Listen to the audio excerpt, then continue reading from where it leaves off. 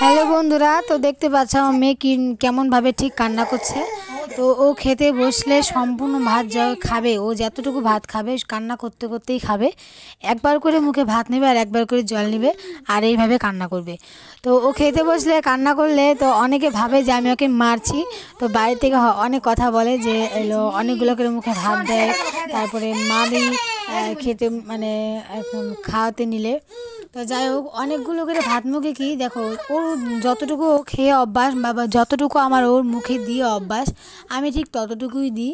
ও যতটুকু খেতে পারবে। তো ভিডিওতে হয়তো তোমাদের মনে হবে আমি বেশি ভাত দিচ্ছি, আসলে না, ওইটুকুই আমি ওকে দিই। ওর এটা অভ্যাস হয়ে গেছে, আমার এইভাবে খাওয়ানোই আমার অভ্যাস হয়ে গেছে।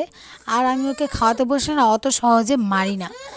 যদি মানে বিরক্ত হয়ে হয়তো একটা দুইটা মানে চড় দিয়ে দিই, কিন্তু আমি ওকে ওইভাবে কোনো দিন মারি না। আর ওকে আমি অতগুলোকে মুখে ভাত দিই না, ও ভাত একদম পরিমাণে অল্প খায়। তো আমি একদিন তোমাদের দেখিয়ে দিব।